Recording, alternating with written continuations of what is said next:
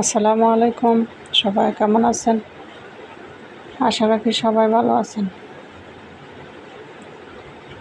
সকালে বিকালে নাস্তা সবার ঘরেই এটা একটা প্রয়োজনীয়। বাচ্চা থাকলে তার কথাই নেই, বানাইতেই হবে। কাঁচা আলু দিয়ে কিভাবে অল্প সময়ে একটা নাস্তা রেসিপি বানিয়ে ফেলতে পারেন, সেটাই আপনাদের সাথে আজকে শেয়ার করব। প্রথমে আমি 2টা কাঁচা আলু চেলে নিয়েছি। এখন পর্যাপ্ত পরিমাণে পানি দিয়ে ধুয়ে এভাবে চিপে একটা চাকনিতে উঠে রাখবো। উঠে সবগুলো উঠানো হয়ে গেলে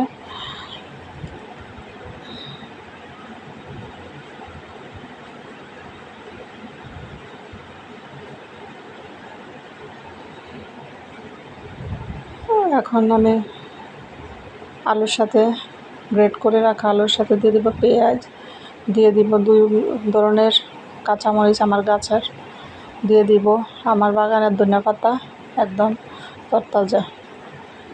এখন দিয়ে দিব বেসন চাউলের গুঁড়া মেশানো, 2 চামচ চাউলের গুঁড়া, 2 চামচ বেসন আর চাউলের গুঁড়া একসাথে, আর দিয়ে দিলাম 1 চামচ ময়দা।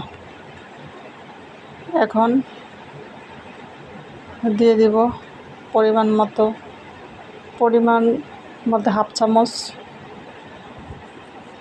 লাল মরিচের গুঁড়ো, 1/2 চামচ ধনিয়ার গুঁড়ো, 1/2 চামচ হলুদের গুঁড়ো। এখন দিয়ে দিব 1/2 চামচ চাট মশলার গুঁড়ো। এখন সবগুলো উপকরণ আলুর সাথে ভালোভাবে এভাবে মিশিয়ে নিতে হবে। আমি লবণ দিয়েছি, তো লবণটা ভিডিও করার সময় ভুলে গিয়েছে দিতে। এখন একটু পানি দিয়ে সবগুলো উপকরণ এভাবে মেখে নিতে হবে ভালোভাবে।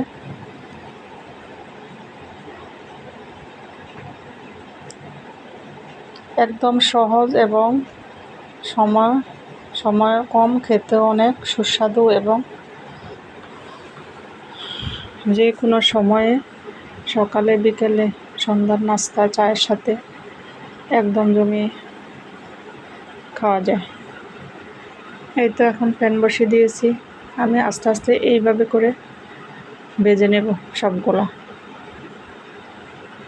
আমার মনে হয় এই রেসিপিটা এমন মানুষ নাই যে পছন্দ করবে না।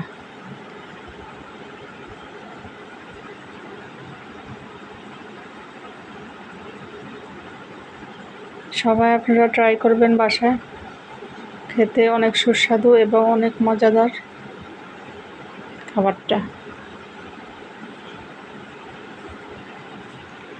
একে একে আমি সবগুলো পাকোড়া ভেজে নেব।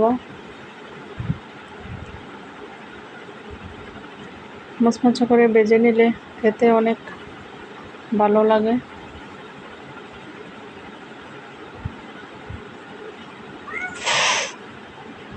কামড়াচ্ছে, আবার কামড়াচ্ছে। সবগুলো এভাবে আমি 2 বারে ভেজে নিব।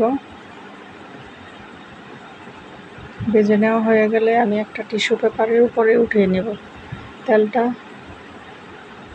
যেহেতু টিস্যু পেপারে টেনে নেয়।